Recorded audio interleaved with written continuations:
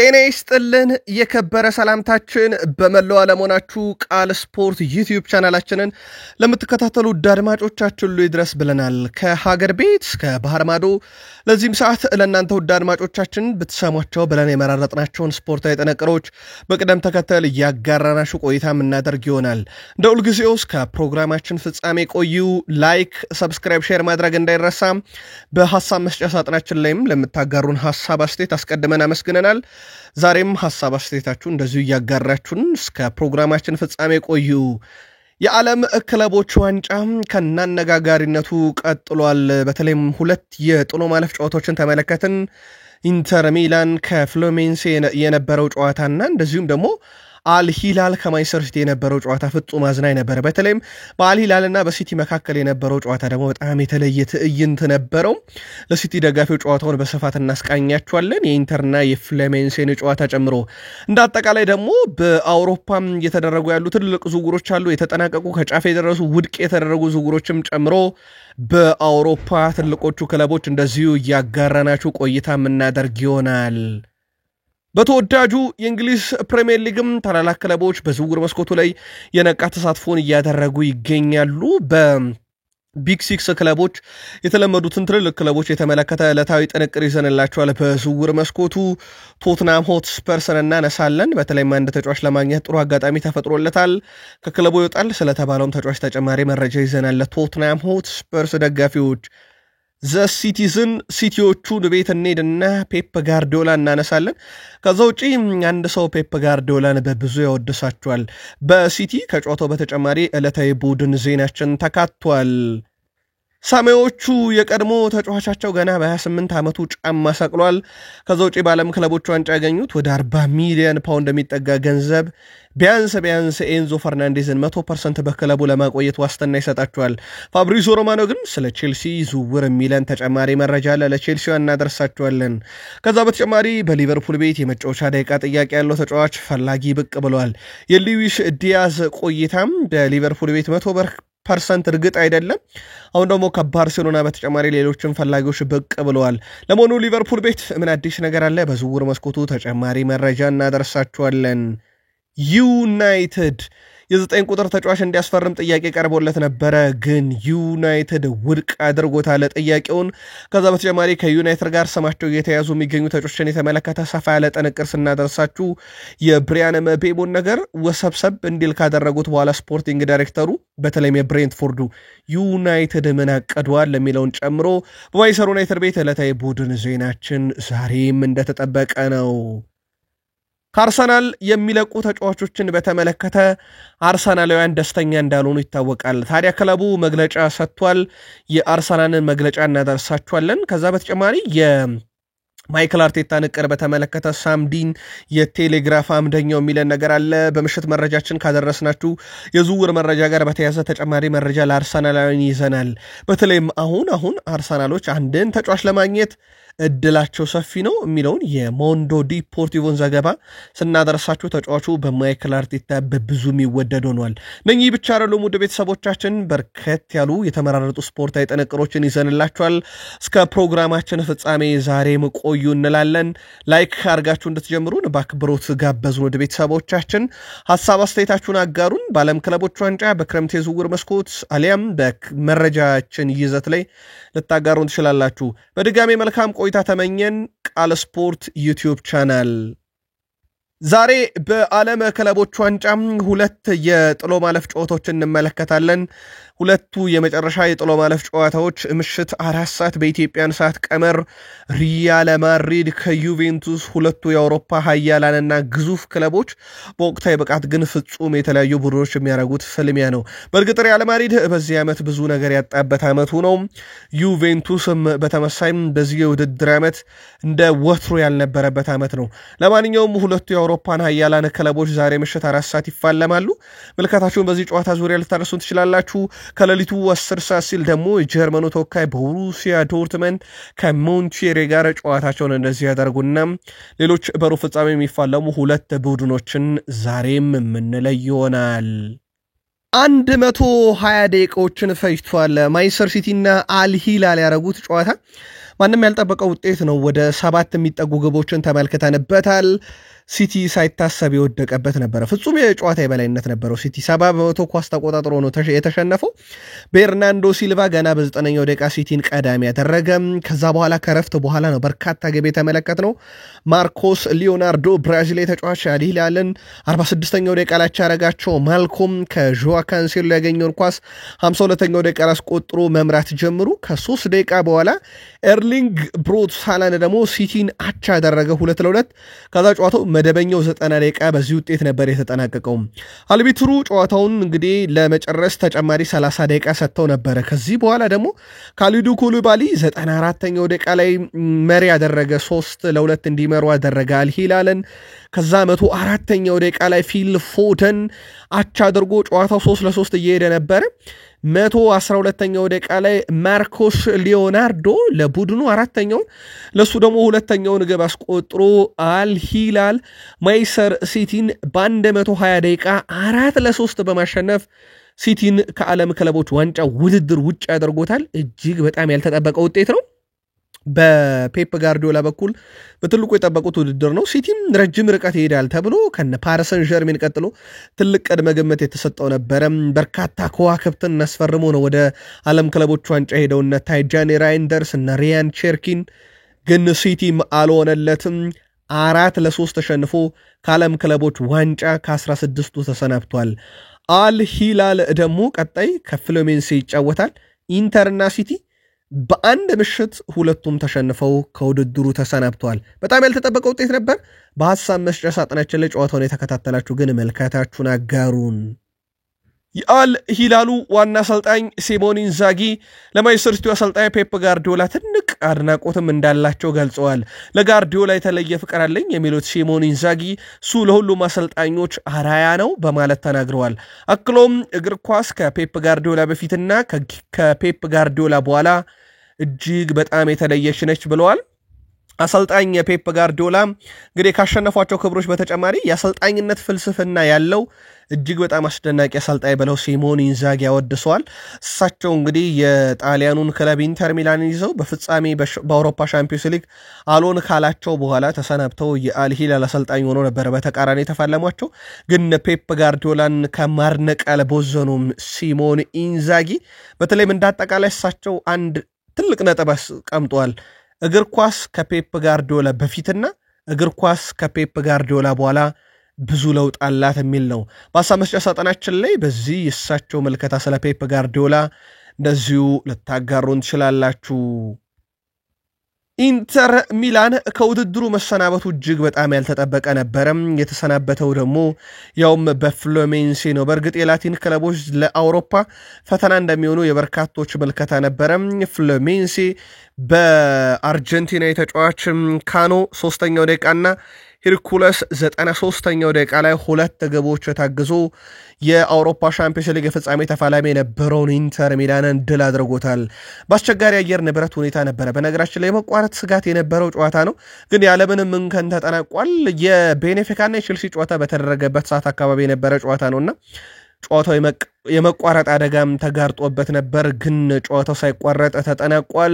በጨዋታው ፍሉሜንሴ ተከላካይ ሬኒ የማስጠንቀቂያ ካርድ መመልከቱ ተከትሎም ቀጣዩ ጨዋታ ያመልጠዋል። ፍሉሜንሴ ፓልሜራስን በመከተል ሩብ ፍጻሜን የተቀላቀለ ሁለተኛው የብራዚልም ክለብ ሆነዋል። ኢንተር ሚላን ሩብ ፍጻሜውን ባለመቀላቀሉ ያገኝ የነበረው 12.2 ሚሊዮን ዩሮ ክፍያን አተውታል። የብራዚሉ ክለብ ፍሉሜንሴ በሩብ ፍጻሜው እንግዲህ የምንመለከተው ሌላኛው የላቲን ክለብ ሆኗል። ኢንተር ሚላን ግን ያለፉት 2 ወራት እጅግ በጣም ከባድ እጅግ በጣም ፈታኝ የነበሩ ማለት ይቻላል። የሴሪ ዋንጫ ያጣበት፣ በተመሳይ ደግሞ በአውሮፓ ሻምፒዮንስ ሊግ ፍጻሜ ጨዋታ የተሸነፈበት፣ አሁን ደግሞ በዓለም ክለቦች ዋንጫውን በፍሉሜንሴ የተሰናበተበት አጋጣሚ ነበረው። ያለፉት 2 ወራት ለኢንተር ሚላን እጅግ በጣም ፈታኝ ነበሩ ማለት ይቻላል። ፍሉሜንሴዎች በማህበራዊ ትስስር ገጻቸው ከዚህ ጨዋታ በኋላ ያጋሩት ነገር ደግሞ እጅግ በጣም አነጋጋሪ ነበረ። በቀጥታ በማህበራዊ ገጻቸው በመግባት ከዓለም ክለቦች ዋንጫ እንግዲህ ተሳታፊ ከሆኑትና ለምሳሌ ቦታፎጎ ተሰናብቷል፣ እነ ፍላሚንጎ ተሰናብቷልና ከዚህ ጋር በተያያዘ ሰላም ለፍላሚንጎ ሰላም ለቦታፎጎ ለቦኑ ብራዚል ሪዮ ዴ ጄኔሮ ያለው የአየር ሁኔታ ምን እንደሆነ በተነግሩን ደስ ይለናል የሚል ቀልደዋል ያው ፉክክሩ በሶስቱ ክለቦች መካከል ያለው ይታወቃል 40 ዓመቱ ላይ ይገኛል ቲያጎ ሲልቫ የኢንተር ሚላንን አጥቂዎች ቀጥ አድርጎ ለማቆም ሁነኛው ሰው ነበር በመሽቱ ጨዋታ ላይ 36 ኳስ ረክቷል 3 የአንድ ላንድ ግንኙነቶችን አሸንፏል 8 ኳስ ከግብ ክልሉ አርቋል 3 ታክሎችን ወርዷል 2 ኳስ አቋርጧል አንድም የኢንተር ሚላን ተጫዋች ድሪብል አላደረገውም አንድ ቁልፍ ኳስ አቀብሏል ከ22 ኳሶቹ 18ቱ በስኬት ለቡድን አጋሮቹ ደርሷል በ40 ዓመቱ ፍጹም የተለየ ምሽት ነበር ያሳለፈው ቲያጎ ሲልቫ 40 ዓመቱ ላይ የሚገኘው እንግዲህ ቲያጎ ሲልቫ በሩብ ፍጻሜ እንመለከተዋለን ሶስተኛ ክሊን ሺት ነው በነገራችን ላይ እንደ ቦሩሲያ ዶርትመንድ እንደ ኢንተር ሚላን ያሉ ግዙፍ የአውሮፓ ክለቦችን በተቃራኒው ተፋልሞ ክሊን ሺትም ጭምር ይዞ የወጣ ተከላካይ ነውና በ40 ዓመቱ እያደረገ ያለው ነገር በብዙዎች ዘንድ ያልታየ ግን በብዙ ሊወደስ የሚገባ ትልቅ ሚና ያለው ተጫዋች ሆኗል የ40 ዓመቱ ቲያጎ ሲልቫ የፍሌሜንሲዮ ካፒቴን ላውታሮ ማርቲኔዝ አሁንም በትልቅ ደረጃ ለዋንጫ መፋለም ፈልጋለሁ በኢንተር ሚላን መቆየት ፈልጋለሁ ለትልቅ ነገር በዚህ ቡድን ውስጥ መፋለም ፈልጋለሁ መቆየት እየፈለገ ይቆይ ያልፈለገ ግን ክለቡን ለቆ መሄድ ይችላል በዚህ ክለብ ውስጥ መቆየት የሚፈልግ ካለ ግን ለዋንጫ እንፋለማለን ለለበስነው ማሊያ እንፋለማለን በትልቅ ደረጃ መጫወት እንደምንችል 100% እርግጠኛ ነኝ ብለዋል የዓለም ዋንጫን ከአርጀንቲና ብሔራዊ ቡድን ጋር አሳክቷል ኮፓ አሜሪካን አሳክቷል ዘንድሮ ግን ከኢንተር ሚላን ጋር ነገሮች አልሆነለት ብሏል ላውታሮ ማርቲኔዝ አሁንም በክለቡ እንደሚቆይ ቃል ሰጥቷል የበርካታ ክለቦች እንግዲህ አይን ውስጥ የወደቀ ተጫዋች የነበረ ቢሆንም አሁንም ግን እሱ በኢንተር ታምኖ ለመቆየትና ከኢንተር ሚላን ጋር አሁንም ለትልቅ ነገር መፋለም እንደሚፈልግ አረጋግጧል ስለሆነም በቀጣይነት በክለቡ ሲቀጥል አዳዲስ ተጫዋቾችን ደግሞ ቡድኑ በአዲሱ አሰልጣኝ ስር እንደዚሁ ያመጣል ተብሎ ይታሰባል በ2025-26 የዓለም ክለቦች ዋንጫ ውድድር በርካታ የተሳኩ ድሪብሎችን በማድረግ በጨዋታ በአማካኝ እስካሁን ሊዮኔል አንድሬስ ሜሲ ካደረጋቸው ድሪብሎች 70.6% ስኬታማ ናቸው ቀዳሚ ተጫዋች ነው ውድ ቤተሰቦቻችን ያው ምንም እንኳን ሊዮኔል አንድሬስ ሜሲን ከዚህ በኋላ ባንመለከተውም ጁሊያኖ ሲሞኔ የዲያጎ ሲሞኔ ልጅ 56.3% ሁለተኛው ነው እንዲሁም ፔድሮ ኔቶ የቼልሲው በ50% ሶስተኛ ቬኒሺየስ ጁኒየር 47.1% የተሳካ ድሪብልን ይፈጽማል እንግዲህ ሊዮኔል አንድሬስ ሜሲ የለም ከዚህ በኋላ ያሉት ሁለቱ የቼልሲና ሪያል ማድሪድ ናቸው ሪያል ማድሪድ ዛሬ ጨዋታውን ያደርጋል ቼልሲ በቀጣዩ ፍጻሜ ተፋላሚ መሆኑን አረጋግጧል ሜሲና ጁሊያኖ ሲሞኔ ግን በውድድሩ አስቀድመው የተሰናበቱ ተጫዋቾች እንደሆኑ ይታወቃል በዚህ ዓለም ክለቦች ዋንጫ ላይ የአሜሪካ ሜጀር ሊግ ሶከር ክለቦች አልቀናቸውም 10 ጨዋታን አድርገዋል ያሸነፉት ግን አንድ ነው እሱም ኢንተር ማያሚ ድል ያደረገበት ጨዋታ ነው ከዛ ውጪ አንድም ጨዋታ ድል ሳያደርጉ ነው የአሜሪካ ሜጀር ሊግ ሶከር ክለቦች የተሰናበቱት ሜሲ በኢንተር ማያሚ ውስጥ በጣም ወሳኙ ተጫዋች ነበረች እቺ ድል ለማግኘት በተለይ ያስቆጠራት ቅጣት ምት በውድድሩ ላይ በጣም አስደናቂ ነበረች አሁን ከወደ አርጀንቲና አካባቢ ስለ ሊዮኔል አንድሬስ ሜሲ በርከት ያሉ መረጃዎች እየወጡ ይገኛሉ ወደ ቤተሰቦቻችን ቀሪ 6 ወር ኮንትራቱ ሲጠናቀቅ በኢንተር ማያሚ ይቆያል ወይንስ ወደ አውሮፓ ይጓዛል በሚል በርከት ያሉ ጥያቄዎች ሲነሱ እንደነበር ይታወቃል ከዚህ ጋር በተያያዘ ቲኤንቲ ስፖርት የአርጀንቲና የዜና ምንጮችን ዋቢ በማድረግ 6 ወራቶች ማለትም የፈረንጆች 2026 ከገባ ጊዜ ጀምሮ እስከ ዓለም ዋንጫ ያሉትን 6 ወራቶች ወደ አውሮፓ እንዲጓዝ ቤተሰቦቹ ይፈልጋሉ የሚል መረጃን ይዞ ወጥቷል ከዚህ ጋር በተያያዘ ኢንተር ማያሚና ሊዮኔል አንድሬስ ሜሲ ኮንትራት ለማራዘም ድርድር ላይ መሆናቸውን በምሽት መረጃችን ነግረናችሁ ነበር ነገር ግን አሁን ስካይ ስፖርት ከጥቂት ደቂቃዎች በፊት ደግሞ አንድ ሰበር መረጃ ይዞ ወጥቷል ሜሲ በቀጣይ ወደ አውሮፓም ቀሪ 6 ወሩን የሚመለስ ከሆነ የቀድሞ ክለቦቹ ባርሴሎናና ፓሪስ ሰን ዠርሜን ለ6 ወር ተጫዋቹን የማስፈረም ፍላጎት እንዳላቸው በሰበር መረጃውን ይዞ ወጥቷል ያም ማለት ሊዮኔል አንድሬስ ሜሲ አሁን ላይ በኢንተር ማያሚ እያሳየ በሚገኘው ብቃቱ ደስተኛ አይደለምና በዓለም ክለቦች ዋንጫ ላይ ራሱን በደንብ ለማዘጋጀት በዓለም ዋንጫ ላይ አርጀንቲናን ወክሎ ሲጫወት ራሱን በደንብ ለማዘጋጀት እንግዲህ በዋነኝነት ለአርጀንቲና ብሔራዊ ቡድን ራሱን ለማዘጋጀት ነው የአውሮፓ ነገር ኳስ ሊመርጥ ይችላል የሚል መረጃ በስፋት እየወጣ ይገኛል። ከዚህ ጋር በተያያዘ የሊዮኔል አንድሬስ ሜሲ ውሳኔ እንዴት ያለ ይሆናል? ዴቪድ ቤካምስ ምን አይነት ጥረት ያደርጋል በሚያሚ ቀጣዮች የመጨረሻዎቹን 6 ወር ሊያቆየው የሚለውን ተከታትለን እንደዚሁ በዘገባችን ወደ እናንተ ምናጋራችሁ ይሆናል። ዣቪ አሎንሶ ኬሊያን መባፔ ለጨዋታ ብቁ ነው ዩቬንቱስን በሚገጥመው ቡድን ላይ በቋሚነት አሊያም ከተጠባባቂ ወንበር ሆኖ ሊጀምር ይችላል ብለዋል። በዓለም ክለቦች ዋንጫ 3ቱም የምድብ ጨዋታ አልፈውት እንደነበረ ይታወቃል። ኬሊያን መባፔ በጉዳት በህመም ምክንያት አሁን ደግሞ ተጫዋቹም ከህመሙ ከጉዳቱ 100% ማገገሙን ያረጋገጡት አሰልጣኙ በቀጣይነት እንግዲህ በቡድን ውስጥ እንደሚጫወት አረጋግጧል። ይህ ለሪያል ማድሪድ ጥሩ የሚባለው ዜና ነው። በተጠናቀቀው ውድድር ዓመት የቡድኑ ቁልፍ ተጫዋች ነበር። የአውሮፓ ከፍተኛው ግብ አስቆጣሪ፣ የላሊጋ ከፍተኛው ግብ አስቆጣሪ። እንደ ቡድን ሪያል ማድሪድ ብዙ ዋንጫዎችን ቢያጣም በግል ግን ኬሊያን መባፔ በጣም አስደናቂ ውድድር ዓመትን ያሳለፈበት ጊዜ ነበርና ከዚህ ጋር በተያያዘ አሰልጣኙ ለሪያል ማድሪድ ደጋፊዎች ትልቅ የምስራች የነገሩ ይመስላል። ሮድሪጎ ጎኤዝ በእኛ ቡድን ውስጥ በጣም ወሳኝ ሰው ነው ብለዋል ዣቪ አሎንሶ። ናም ሁሉም በውድድሩ ያስፈልጋሉ፣ ቋሚ ሆነው የሚጀምሩትም ተቀይረው የሚገቡትም ለቡድናችን በጣም አስፈላጊ ናቸው ብለዋል። እሱ በልምምድም ላይ ጥሩ ስራን እየሰራ ነው፣ ሜዳ ላይ እድሉን ባገኘበት ጊዜ ጥሩ ስራዎችን እየሰራ ይገኛል ብለዋል። ግን አያይዘው ማን ቋሚ መሆን አለበት ማን ተጠባባቂው መሆን አለበት በሚለው ጉዳይ ላይ ውሳኔውንም ወስነው እኔ ነኝ ብለዋል። ኦልሞስት ያበቃለት ይመስላል የሁለቱ ነገር። ግን በርካቶች ስሙ አሁን ከአርሰናል ጋር ስለተያያዘ ብቻ ሳይሆን እንዳጠቃላይ የሮድሪጎ በሪያል ማድሪድ ቋሚ ሆኖ የመጫወት ነገር አሁን አሳሳቢ ጥያቄ ምልክት ውስጥ ገብቷል። እንደውም የኒኮ ፓዝን ዝውውር ላይ ራሱ እልባት እንዲሰጡ እንዳደረጉ ይታወቃልና የሮድሪጎ ጎኤዝ ነገር ምናልባትም ከዛሬ ምሽቱ ጨዋታ በኋላ አንድ ትልቅ ነገር ልንሰማበት እንችላለን ተብሎ ይታሰባል። ነገሩ ለአርሰናል ጥሩ አጋጣሚ ሊፈጥርለት ይችላል። ለማንኛውም እሳቸው በተጫዋቹ ደስተኛ መሆናቸውን ከጠቀሱ በኋላ ነገር ግን ማን መሰለፍ ማን ተጠባባቂ መሆን እንዳለበትም ወስነው እኔ ነኝ ሲሉ ተደምጠዋል። የዓመቱ አርጀንቲና አማካይ ኒኮ ፓዝ በጣሊያኑ ክለብ ኮሞ ተጨማሪ 1 ሲዝን እንደሚቆይ ተረጋግጧል። ስፔኑ አያልና ታላቅ ክለብ ሪያል ማድሪድ በሚቀጥለው ሲዝን አርጀንቲና ባለተሰጥኦ በ9 ሚሊዮን ዩሮ የመግዛት አማራጭ እንዳለው ይታወቃል። የ17 ዓመቱ አርጀንቲና አማካይ ፍራንኮ ማስታንቱኖ ከሪቨር ፕሌት ማስፈረም በኋላ ሪያል ማድሪድ የ20 ዓመቱን አርጀንቲና አማካይ ኒኮ ፓዝ በክረምት የዝውውር መስኮት ላለማስፈረም ወስነዋል። ኒኮ ፓዝ በስፔን አሰልጣኝ ሴስክ ፋብሬጋስ በሚመራው ኮሞ ለአንድ ተጨማሪ ሲዝን ይቆያል ማለት ነው። ሪያል ማድሪድ አርጀንቲናን አማካይ ኒኮ ፓዝን በ2026 ክረምት ዝውውር መስኮት 9 ሚሊዮን ፓውንድ በ2027 ክረምት የዝውውር መስኮት ካሻቸው ደግሞ በ10 ሚሊዮን ፓውንድ መልሶ የመግዛት አማራጭ እንዳላቸው ይታወቃል። ስለዚህ ሪያል ማድሪድ ቤት ቀጣይ ዓመት ካለው የስኳድ ዴብዝ እና ተመሳሳይ ቦታ ላይ ጥራት ያላቸው ተጫዋቾች በተለይም ታዳጊዎች ከመብዛታቸው ጋር በተያያዘ ኒኮ ፓዝም በዛው እንዲቆይ ወስነዋል። የሮድሪጎ ጎኤዝን ጉዳይ ደግሞ ቀጣይ ልባት ይሰጡታል ተብሎ ይጠበቃል። ምናልባትም ባርሴሎናዎች ዛሬ አሊያም በዚህ ሳምንት ለላሚን ያማል 10 ቁጥር መለያን እንደሚሰጡት ተረጋግጧል። ያው አስቀድሞም የነበረ ነገር ነው፣ ግን በቀጣይ ቀናት ውስጥ ዛሬ አሊያም በእነኚህ ቀጣይ ቀናት ውስጥ ይሰጧል ተብሏል። መለያው እንደሚታወቀው 10 ቁጥር መለያን ከሜሲ በኋላ የለበሰው አንሱ ፋቲ ክለቡን ለቆ በውሰት ዝውውር ሞናኮን እንደተቀላቀለ ይታወቃል። ስለዚህ ላሚን ያማል አንሱ ፋቲ ቡድን ውስጥ እያለ 10 ቁጥር መለያን አልለብስም ብሎ ነበር ለተጫዋቹ ካለው ክብር አንፃር።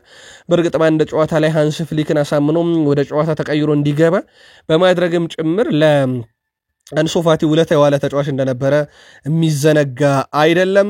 ከዚህ ጋር በተያያዘ ታዲያ ውድ ቤተሰቦቻችን አንሱ ፋቲ መውጣቱን ተከትሎ 10 ቁጥር መለያ ለብሶ ሜሲ ያደረገውን ይቀጥላሉ የሚለው ደግሞ በቀጣይ የሚጠበቅ ይሆናል።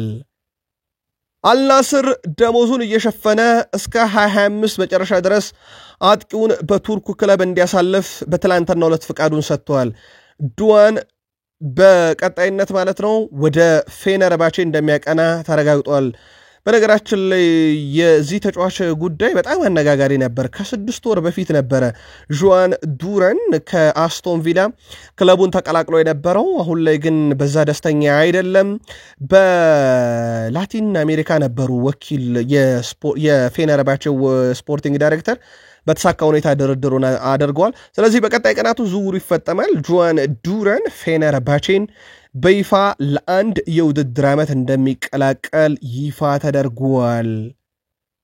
ፖርቶ አዲስ አሰልጣኝ ሾሟል። ወጣቱን ጣሊያናዊ አሰልጣኝ ፍራንሲስኮ ፋሪዮሊን ነው የቀጠለው።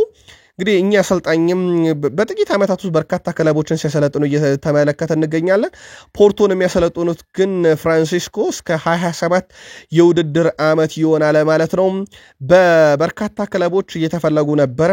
ለማንኛውም ቀጣይ ሳምንት ውላቸውን ይፈርማሉም ተብሎ ይጠበቃል።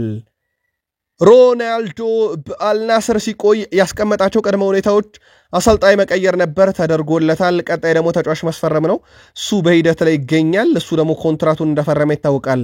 አልናስር ታዲያ እዛው አልሻባብ ቤት የሚገኘውን እጅግ በጣም አስደናቂውን አማካይ ናርድ አልሻሪን ለማስፈረም ከተጫዋቹ ክለብ ጋር ከስምነት ደርሷል። በአልናስር ቤትም እስከ 28 ድረስ የሚያቆየውን ውል እንደሚፈርም ተገልጿል። ሮናልዶን ቃል በገቡለት መሰረት አልናስሮች ቡድኑን በማጠናከር ሂደት ላይ ይገኛሉ። እሱም ቃል በገባው መሰረት ኮንትራቱን ለ2 ዓመት ማራዘሙ ይታወቃል።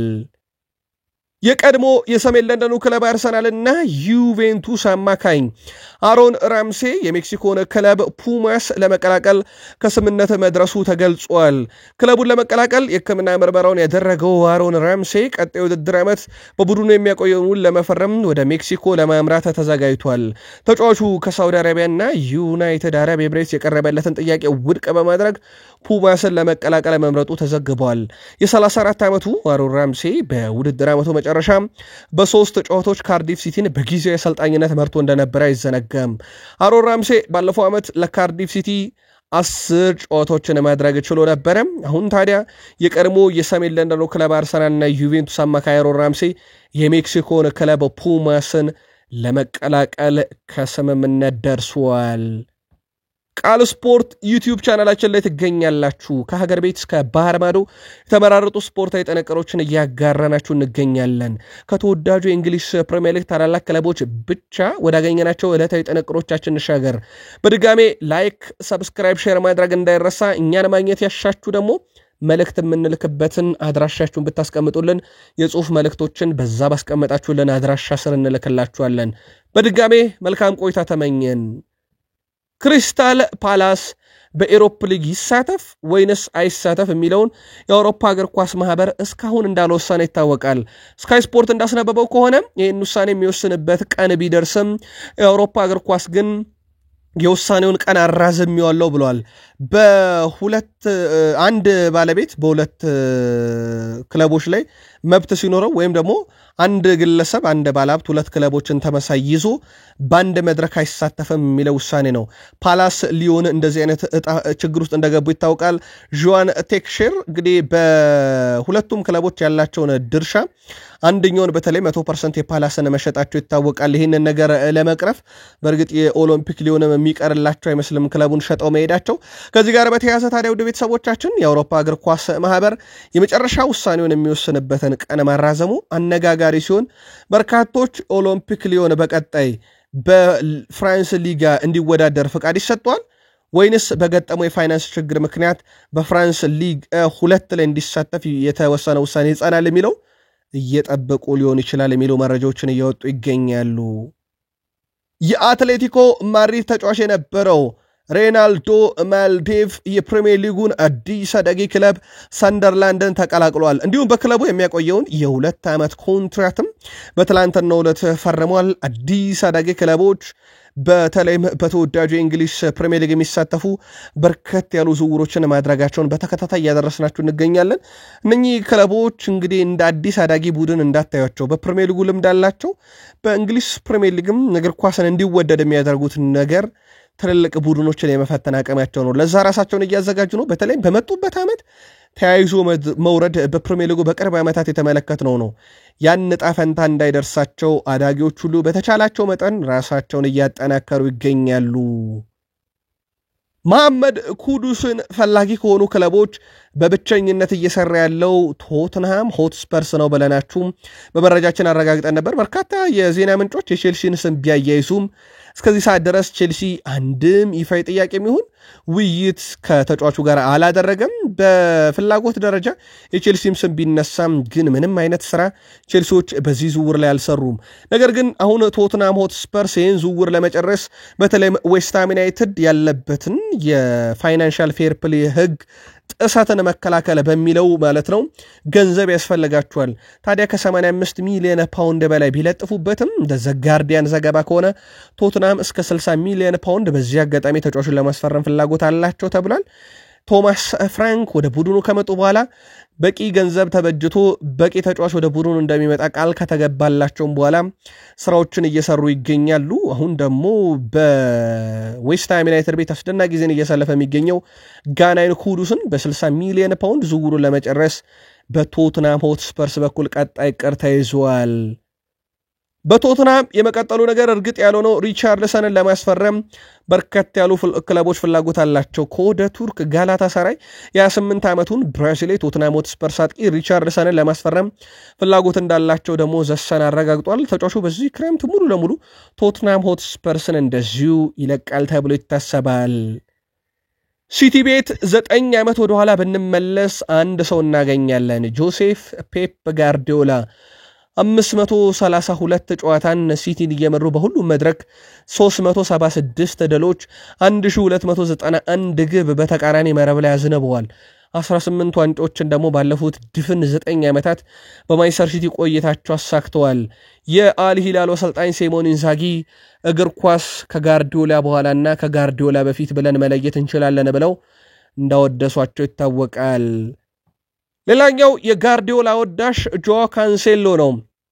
ፔፕ ጋርዲዮላ በሙያዬ ምርጡ አሰልጣኝ ነው፣ ከሱ ጋር ላሳካዋቸው ስኬቶች አመሰግናለሁ፣ እሱ ለዘላለም ምርጡ አሰልጣኝ ነው በማለት በማንቸስተር ሲቲ ቤት ከሱ ጋር ለነበረው ቆይታ ትልቅ ምስጋና እንዳለውና በእግር ኳስ ሕይወቱም ወሳኙ ሰው እንደነበረ ገልጿል። በእርግጥ ሁለቱ ማለትም ጆዋ ካንሴሎና ፔፕ ጋርዲዮላም ሰጣ ገባ ውስጥ ገብተው ሁለቱ ችግር ውስጥ ከገቡ በኋላ ነበረ ጆዋ ካንሴሎ ለሲቲ መጫወት በሚችልበት ብቃት ላይ ያለ በሁለቱ ጸብ ምክንያት ነው በውሰት ባርሳ ሙኒክም ሲንከራተት የነበረው። በኋላም ላይ ወደ ሳውዲ አረቢያ ያቀና። ግን በእግር ኳስ ውስጥ ምርጡ አሰልጣኝ ፔፕ ጋርዲዮላ ስለመሆኑ አልሸሸገም። የቀድሞ የቼልሲ ተጫዋች የነበረው ቻርሊ ሙሳንዳ በተደጋጋሚ ጉዳት ምክንያት ገና በ28 ዓመቱ እግር ኳስ በቃይ ብሏል። ምናልባት የቼልሲ ተጫዋቾች በተወሰነ መንገድ በነ ኤዲን ሃዛርድ ዘመን ገና ወጣትና ታዳጊ ተጫዋች በነበረ ሰዓት ሊያስታውሱት ይችላሉ። ግን በብዙ አልተጫወተም ነበረ። በትልቁ የሚጠበቅ ተጫዋች ነበረ። ግን ተጫዋቹ በተደጋጋሚ ጉዳት ምክንያት የቀድሞ የቼልሲ ተጫዋች ቻርሊ ሙሳንዳ ገና በ28 ዓመቱ እግር ኳስ በቃይ ብለዋል። በዓለም ክለቦች ዋንጫ እየተካፈለ የሚገኘው ቼልሲ በውድድሩ እስከ 40 ሚሊዮን ፓውንድ አካባቢ ወደ ካዝናቸው አስገብቷል። ቢያንስ ይህ ገንዘብ የተጫዋቾችን ዓመታዊ ጥቅል ደሞዝ የተወሰኑትን ችሏል። በዚህ መሰረት እንደ ኤንዞ ፈርናንዴዝ ያለ ተጫዋቻቸውን በዓለም ክለቦች ዋንጫ ዓመታዊ ደሞዙን መሸፈን ችለዋል ቼልሲዎች። በነገራችን ላይ ቼልሲ የሴቶቹን ቡድን ከሸጠ በኋላ የፋይናንስ ችግሩን ቀርፎ ያሻውን ተጫዋች እያስፈረመ እንደሆነ ደጋግመን ነግረናችኋል። ጆ ፔድሮ የቅርቡ ማሳያ ነው።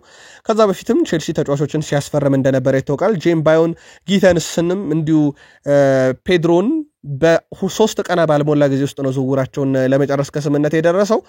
አሁን ደግሞ በዓለም ክለቦች ዋንጫም ወደ 40 ሚሊዮን ፓውንድ ገቢ አግኝቷልና አንዳንድ ጊዜ ውድድሩ ቢተችም ግን እንደዚህ አይነትም ዘርፈ ብዙ ጥቅም አለው። በርካቶችም እንግዲህ እየተቃወሙ የነበረው ውድድሩ ላይ ካለው የአየር ሁኔታ አንጻር በቼልሲ በኩል በዋነኝነት የተነሳው ቅሬታ ነው። ሌሎች የውድድሩን አላስፈላጊነት ሲያነሱ ነበር። ቼልሲ ግን ቢያንስ ያገኘው ገንዘብ 100% የኤንዞ ፈርናንዴዝን ዓመታዊ ጥቅል ደሞዝ ችሎ የሌሎችንም ይጨምራል።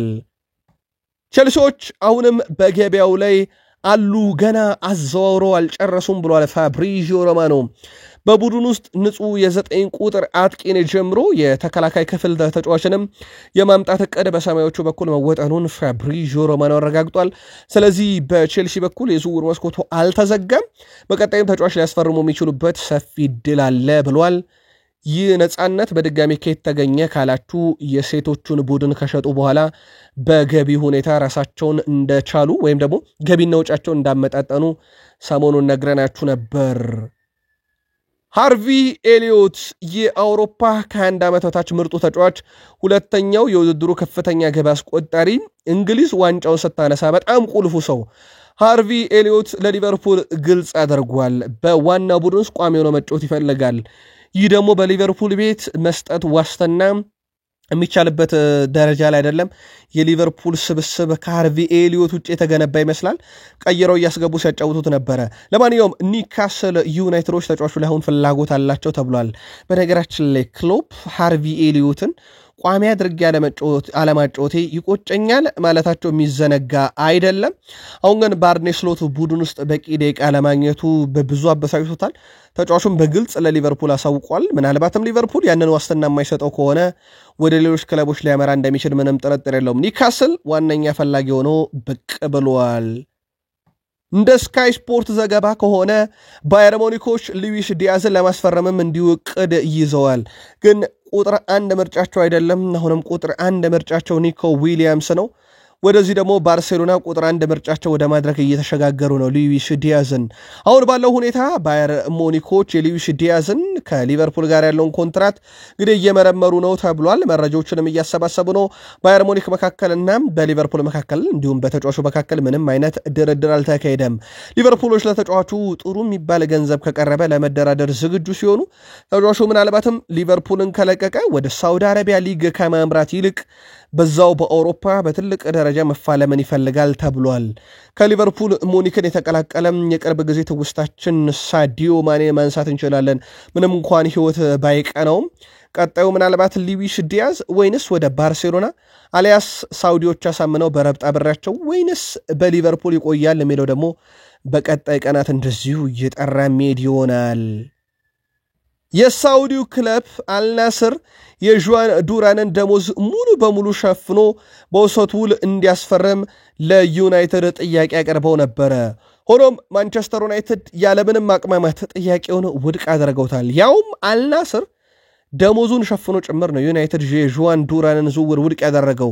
የጁዋን ዱራን ሳምንታዊ ደሞዝ ለሌሎች ጉርሻዎችን ሳይጨምር 320,000 ፓውንድ እንደሆነ ይታወቃል። ይህን ገንዘብ እየከፈለ ነው አልናስር አሁን በፌነርባቼ በቀጣይ ዓመት የሚጫወተው። ዩናይትዶች ግን በወቅታዊ 9 ቁጥር ችግር ምክንያት እንዲያስፈርሙት ያውም በውሰት ውል ጥያቄ ቢቀርብላቸውም ይህን ጥያቄ ዩናይትዶች ውድቅ አድርገዋል። ምናልባት ዩናይትዶች ጁዋን ዱራን ለዩናይትድ 9 ቁጥር መፍትሄ ይሆን ነበር፣ ጥሩ አጋጣሚ ነበር ብላችሁ ታስቡ ነበር ወይ? ምልከታችሁን አጋሩን። ዩናይትድ ግን ጥያቄውን እንዳልተቀበለው ተረጋግጧል። 9 ቁጥር በዩናይትድ ይፈለጋል። ትላንት ምሽት በሰበር የኦሌ ዋትኪንስን ንግግር ወይም የኦሌ ዋትኪንስ ጋር ያደረጉትን ድርድር ዩናይትዶች አድርሰናችሁ ነበረ። በእርግጥ ኦሌ ዋትኪንስ ብቻ ነው ወይ በእውነት በዩናይትድ ዝርዝር ውስጥ ያለው የሚል ጥያቄ በሐሳብ መስጫ ሳጥናችን ላይ ደርሶ ነበረ። ብቻ አይደለም ፍራንክፈርቱ ሁጎ ኤኬቴኬ ያለ 100 ሚሊዮን ዩሮ በላይ የዝውውር ሂሳብ የተለጠፈበት ዩናይትድም ይሁን ሌሎች ፈላጊ ክለቦች በሂሳቡ ምክንያት እጅጉን የራቁት ዝውውር ሆኗል። ዩናይትድ ለ9 ቁጥር ተጫዋች እጅግ የተጋነነ ገንዘብ ግን ማውጣት አይፈልግም። ባለፉት 2 እና 3 ቀናት ማንቸስተር ዩናይትዶች ስለ ኦሌ ዋትኪንስ ስምምነት አንዳንድ ዝውውሮችን መጠየቃቸው ውይይት ማድረጋቸው ታዲያ ዩናይትድ የሁጎ ኤኬቴኬ ዝውውር ላይ ራሱን ገለል እያደረገ እንደሆነ ግን ፍንጭ ሆናል።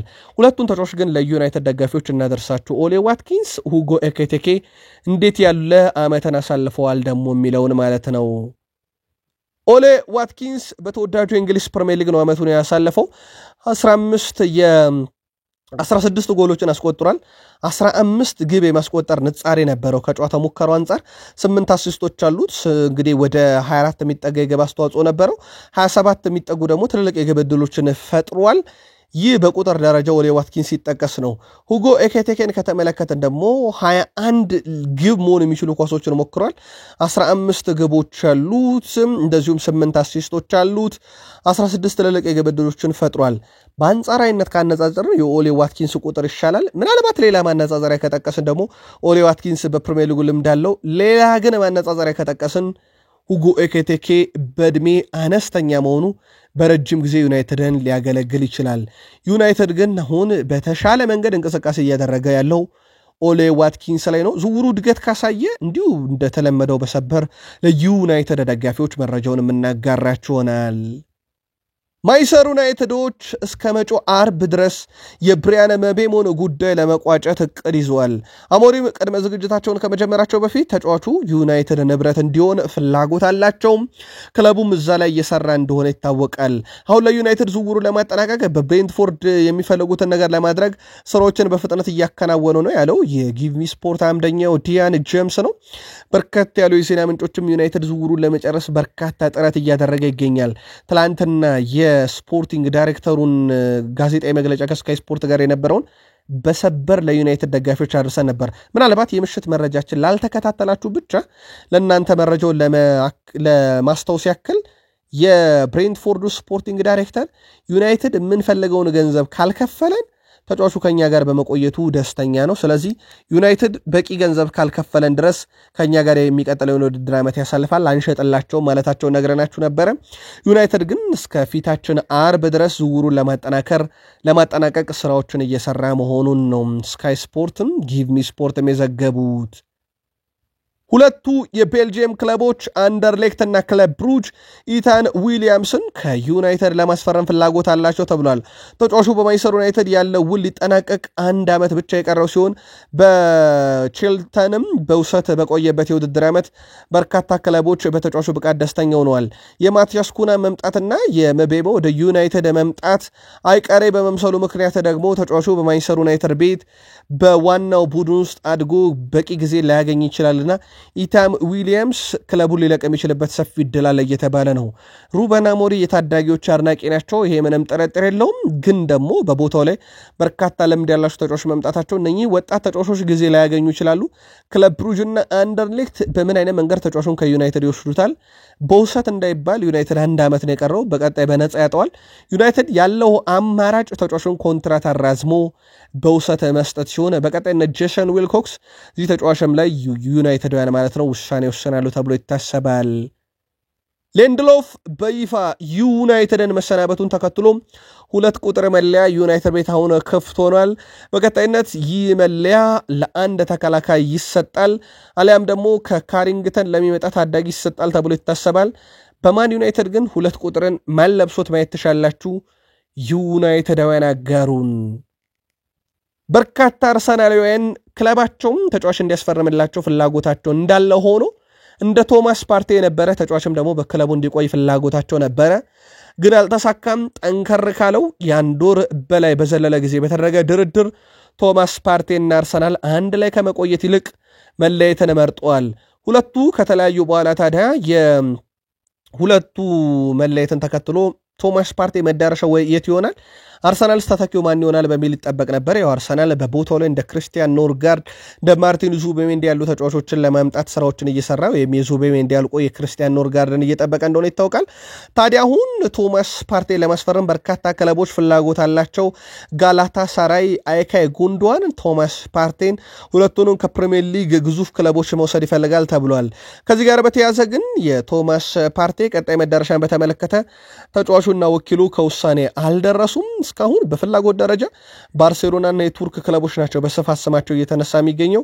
ጋላታሳራይ አይካይ ጉንዶዋንንም እንዲሁም ቶማስ ፓርቴንም ከፕሪሚየር ሊጉ የመውሰድ ፍላጎት አላቸው ተብሏል። ከዚህ ጋር በተያያዘ ግን አርሰናሎች ከዋክብቶቻችንን የመልቀቅ ምንም አይነት ፍላጎት የለንም ብለዋል። አሁን ላይ የገንዘብ ችግር የለብንም ያሉት አርሰናሎች የመሰብሰብ እንጂ የመሸጥ ፍላጎት የለንም በማለት ማርቲኔሊም ለገበያ እንደማይቀርብ አረጋግጠዋል።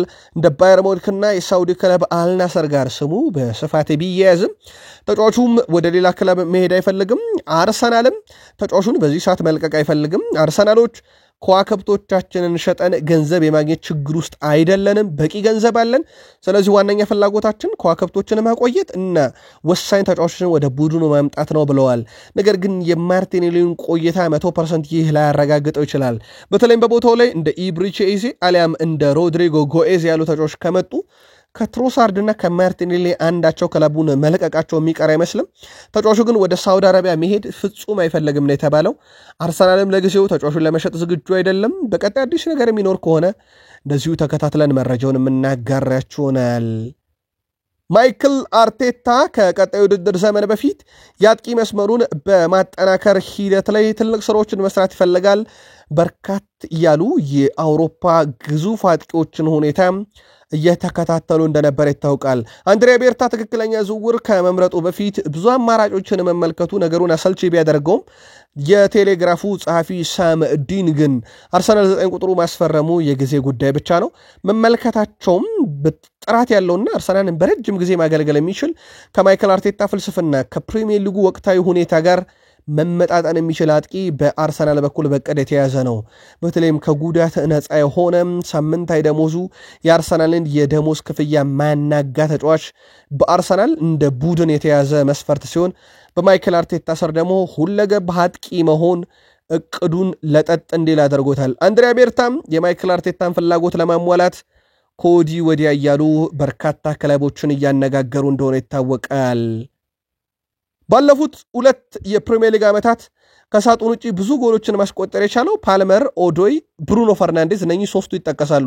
7 ግቦችን ባለፉት 2 ዓመታት አስቆጥሯል።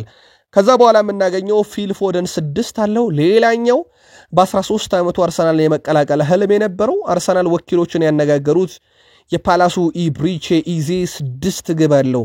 የሚበለጠውም በፓልመር፣ ኦዶይ፣ ብሩኖ በአንድ ግብ ብቻ ነው ማለት ነው። ስለዚህ አርሰናል ውስጥ ቢመጣ ይሄ ተጫዋች ሌላ የሚያገኙበት ዘርፈ ብዙ ጥቅም አለ ማለት ነው። ድሪብሎቹ ይታወቃሉ። ሳጥን ውስጥ ተገኝቶ ግብን ያስቆጥራል። የፓላስና የሲቲ ጨዋታ ላይ ማሳያ ማድረግ እንችላለን። ይህ ተጫዋች በጣም አስደናቂ እንደነበረ ከዛ በተጨማሪ ግን እንደ አጠቃላይ ኢብሪቼ ኢዜ በፕሪሚየር ሊጉ ልምድ ያለው ተጫዋች ነው። ለአርሰናል የመጫወት ህልሙ ደግሞ ምናልባትም ለአርሰናል ዝውውሩን ቀለል እንዲል ያደርገዋል ቢባልም የፓላስ ግን የዝውውር ሂሳብ ከ60 እስከ 68 ሚሊዮን ፓውንድ ጥሩ የሚባለው ደግሞ በአንድ ዙር ሳይሆን በ3 ዙር ሊቀበሉ ይችላሉ የሚለው ነው። ለማንኛውም አርሰናሎች እዚህ ዝውውር ላይ በቀጣይስ ምን ያህል ርቀት ይሄዳሉ የሚለው እንዲሁ ተከታትለን የምናደርሳችሁ ይሆናል። የሮድሪጎ ጎኤዝ እና የአርሰናል ስም መያያዝ ከጀመረ 1 ወር ሊጠጋ ነው። ተጫዋቹ በእርግጥ ከአርሰናልን በፊት ከበርካታ ክለቦች ጋር ስሙ ተያይዟል። በተለይም ከካርሎ አንቸሎቲ ጋር እንግዲህ ከገባው ሰጣ ገባ በኋላ ከክለቡ ተጠባባቂ ወንበር ወርዶ እንደነበር ይታወቃል። እሳቸው ጭራሽ ወደ ብራዚል ብሔራዊ ቡድን ሲሄዱ እንዳልጠሩት ይታወቃል። በዚህኛው የውድድር ላይ ወይም በዚህ በነበራቸው የማጣሪያ ጨዋታዎች ላይ ለብራዚል አልጠሩትም ነበር። አሁን አዲሱ አሰልጣኝ ተጠባባቂ እያደረገው ነው። 2 ተከታታይ ጨዋታ ተጠባባቂ ሲያደርገው ተመልክተናል። ዛሬም ከተጠባባቂ ወንበር ሊጀምር ይችላል የሚሉ መረጃዎች በስፋት እየወጡ ይገኛሉ። በተለይም ኬሊያን ምባፔ ሳይኖር ተጠባባቂ የነበረው ሮድሪጎ ጎኤዝ አሁን ደግሞ ኬሊያን ምባፔ በተመለሰበት ቡድን ውስጥ ቋሚነትን ስፍራ ያገኛል ተብሎ አይታሰብም።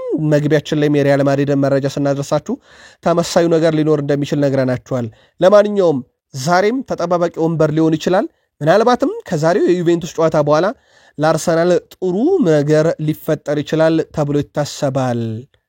ዛሬ ባለም ክለቦች ዋንጫ ሪያል ማድሪድ ከዩቬንቱስ ምሽት 4 ሰዓት ላይ ከዛ ከሌሊቱ 10 ሰዓት ደግሞ የጥሎ ማለፍ የመጨረሻ ጨዋታ ቦሩሲያ ዶርትመንድ ከሞንቴሬ ከሌሊቱ 10 ሰዓት ጀምሮ ጨዋታቸውን ያደርጋሉ።